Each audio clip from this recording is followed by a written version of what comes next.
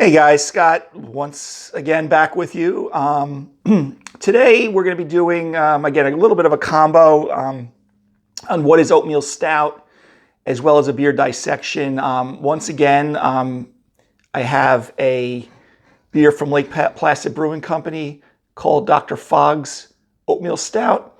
If you haven't catched it, I've done a few videos. At the time of me recording this right now, not all of them are posted yet. I've Ubu Ale, Maple Porter, Berliner Weiss, and probably a couple other beers from their brewery. And in those videos, I talk a little bit more about the brewery itself and Big Slide Brewery, which is a sister brewery down the road. But I highly recommend a lot of their beers. As far as the history of oatmeal stout, what I would say is you can refer to my Guinness video when I talk about Irish stout, because just to backtrack a little bit, just remember all these dark style English ales or stouts are derived originally from English porter. And in those videos I discuss about how they were using brown malt and then discovered the hydrometer was invented. They realized they weren't yielding a lot of the sugary wort syrup. And then Daniel Wheeler in 1817 had the roasting drum and had produced a lot of dark malts, so they were able to use paler malts to yield more sugar and be more cost effective and produce better beer, but also have those dark malts to add that dark roast. And I also talk about the porter style. It seemed to be loved by a lot of the porters, the working class over there during the time, hence the term porter. I explained also that when they were making the drink more alcoholic, with more alcoholic strength, they coined the term stout porter, and then eventually stout became a style of its own. So I kind of go into that in the Guinness video. Take a look at that if you are interested in that. I should say, while I'm thinking about it, there were stout pale ales and things. Anything that was strong was stout.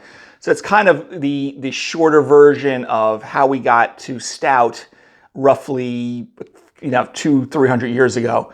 Around the 1900s, though, is when, at least the history books that I've read, said that oatmeal stout first kind of came out. Now, oatmeal, as we know, they actually use oats similar to what you put in your breakfast cereal or overnight oats or whatever it may be. And they were kind of advertising it kind of like the cream stout. And I've done a video, of course, on milk and cream stout, like a nutritious type of beer back then. So around 1900 was when I guess the first records of oatmeal stout being used, or the phrase being used. So again, in the 1700s, we kind of went from porter to stout porter to stouts, and then we kind of, I think it was 1908 that they had the cream stout, 1900 or so for this oatmeal stout. Now, again, so an oatmeal stout is going to be similar to a regular stout in the sense that it's going to kind of be full-bodied. It's going to, have that deep roast. It's going to have, now, contrary to, say, English strong ale or British strong ale, it is going to have a roasted, coffee-like, espresso-like quality, usually derived from the roasted barley that's being used, or the black patent malt that's being used, and sometimes some chocolate malt.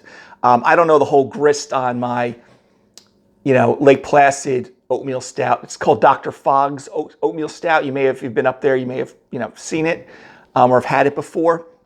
It's going to be, you're going to have toast character, nutty, again, roasted, espresso-like. Now, what the oats do to it is going to add a little bit more of a mouthfeel.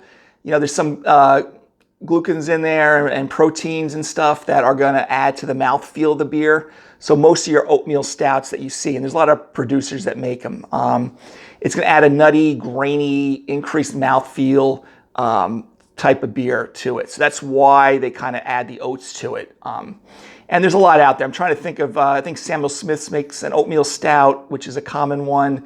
But a lot of microbreweries are doing it. And again, they add the oats to get that effect.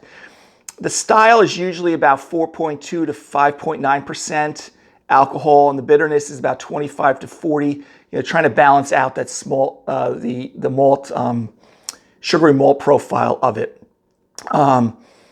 Again, a lot of times it's more perceived bitterness. So it has a 25, 40. Think your German Pilsners are roughly 40 IBUs. So an oatmeal stout and mini stouts in general still have some bitterness in there to cut through foods and certain things like that, maybe accentuate sweetness of things like oysters and food like that. So again, oatmeal stout. And I think that's all I had as far as the history. There wasn't a ton of it because I've kind of covered this in my Irish stout videos, and I did a porter video and things like that. So if you're interested in that type of stuff, take a look at it. Now, the one I have today, like I said, Dr. Fogg's Oatmeal Stout from Lake Placid Brewing Company, is coming in about 5.5% alcohol, which still is within the guidelines. Not that brewers are mandated to follow certain guidelines like some German brewers are. And it has about 20 IBUs. So just under, style guidelines, which again, the guidelines is not a legal binding document or anything. So there is some wiggle room there. And that's pretty much it. So let's get this bad boy opened here. Which I don't love shaker pints, but because I have a Lake Placid Brewing Company shaker pint, I'm going to pull this one out. I should have had it for a couple of my other beers. But a shaker pint is fine. And, with certain, IPAs and hop forward beers, I don't like the shaker pint as much because it doesn't do a lot for the beer and, accentuate the hop aromas. But for things like stouts and porters and certain brown ales, it's fine if you have it laying around. And, I like to drink from different glasses at times anyway. And again, remember, Lake Placid Brewing Company and big slide down the road from them, and they're opening up a third one in Saranac Lake for those of you who haven't watched my other videos about them. Okay, so let's crack this open. Okay, so I'm expecting to see, very dark brown to almost jet black, like most stouts.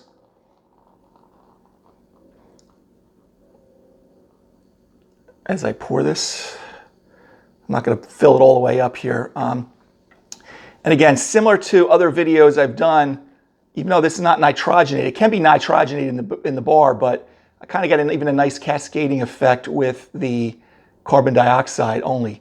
So we got a nice tan head there. It's pretty thick. Again, I usually blame that on myself. I usually like about 2 finger widths or maybe 2 inches, 1 to 2 inches of foam on my beers usually. I've been pouring things aggressively these days, so we definitely have a lot more. I'm not expecting much in a hop aroma here, but let's take a smell. Okay. So yeah, I'm smelling that roast. Definitely like a nutty, roasty, kind of espresso, kind of like the froth on an espresso that if you were kind of taking a whiff of it. Nutty, medium toast type of toasted bread type of aroma. But definitely some toffee notes, roasted nuts. But you definitely can smell, and if you're a home brewer, you can, when you just smell the grains, you can definitely smell that malt forward. I've smelt roasted barley just raw and chocolate malt that you can kind of get in there in the black patent. So you kind of get that deep, rich roast and just kind of that nuttiness that you'll get with a lot of different roasts of grain. Maybe a slight herbal hop aroma, but again, hops is not very important here other than balance some of the sweetness from the malt. Light chocolate, more of a bittersweet chocolate notes. But then it definitely smells very good. I know it's one of those things like, you watch cooking shows, I wish I could taste the food. You see a beer being poured out in front of you. Color-wise, again, we're kind of a dark brown to a reddish brown. It's not jet black. It actually is quite clear, not very opaque, not very hazy at all. At the very bottom of the glass, I can kind of see more like a garnet red hue to it. So it is clear, even though it's a dark beer, it's still essentially a clear beer. Okay, so let's take a sip of it.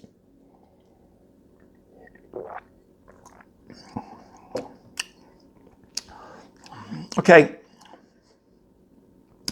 Kind of low a low to medium level of carbonation. Maybe I lost a lot of it on the pour there.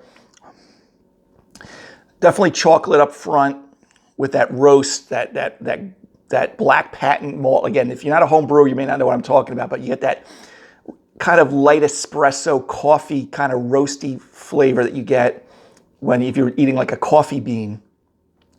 So if it was kind of ground up, you get a little chocolate up front, little nut, maybe hazelnut, some type of roasted nut, pecan maybe.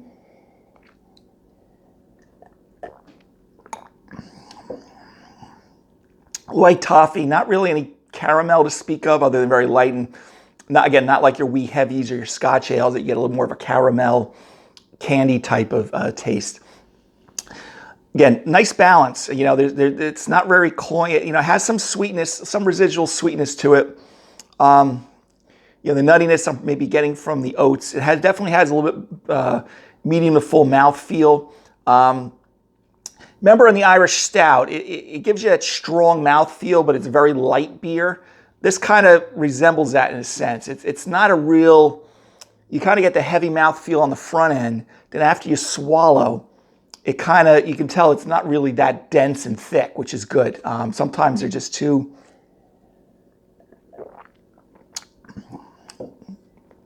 sometimes I've had oatmeal stouts or even cream stouts, and they're just so thick and cloying that you just can't drink much of it. Because at about 5.5%, I wouldn't really call it sessionable, but 5.5 in these days, in this day and age with beers, isn't that heavy as far as the alcoholic strength. Well, I'm thinking about it. I don't know why. I have to maybe email the brewery up there. I'd like to know why they call it Dr. Fogg's. I didn't see that in any of the information. So if you work up there and please chime in below, maybe on Facebook or on YouTube. So, so I'm just kind of going through it one more time. So you definitely that nutty, toasty, toasted bread, roasted nut, light espresso type of aroma, and low medium carbonation. No alcoholic warmth, which I wouldn't expect with something like this. You still want a kind of easy drinking. No astringency, very smooth. Again, another beer that I wish I was sitting up in Lake Placid right now drinking it, especially at Lake Placid Pub and Brewery. They got nice outdoor seating. It's kind of not too bad here on Long Island today. It's a little chilly, but I still would love to sit outside there. So definitely the mouthfeel is increased on a normal stout. Maybe because it's not nitrogenated, it's not as creamy as, say, an Irish Stout would be on nitro, but it has a nice enough oomph to it and bite to it that, and without too much residual sweetness. So I find it, I could drink this very easily, and I would definitely recommend it. As far as pairing, I don't want, we always want to match intensity first.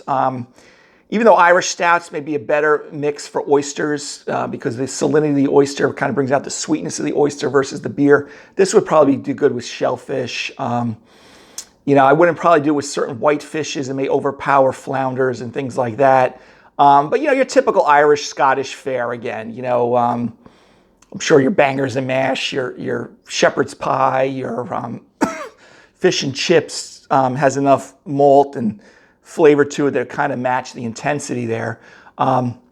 Even something with dessert. I know a lot of people don't necessarily, drink beer at dessert time, but like I did on the Irish Stout video and Porter video and in the Milk Stout video, if you had like a nice canvas of a flan or a panna cotta or a creme brulee or fruit, something like this could probably match well with it. And again, like I've always said on other videos, even just sitting around and just enjoying it by itself. But so again, this oatmeal stout, roughly around the 1900s. Again, like all stouts, derived from the porter style.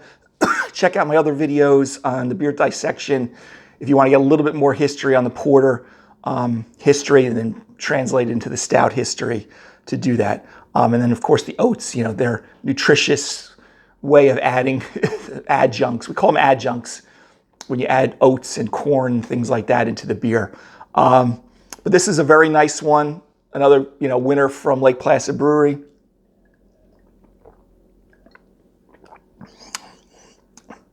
I'm sure I've had stouts by them when I've been up there. I don't know if I've had Dr. Fogg's Oatmeal Stout. Again, nice balance between the malt and certain bitterness. It's not very bitter at all, though. A nice mouthfeel due to the oats. All right, guys. Hopefully a little bit on Oatmeal Stout. And until next time, have a great day. Take care.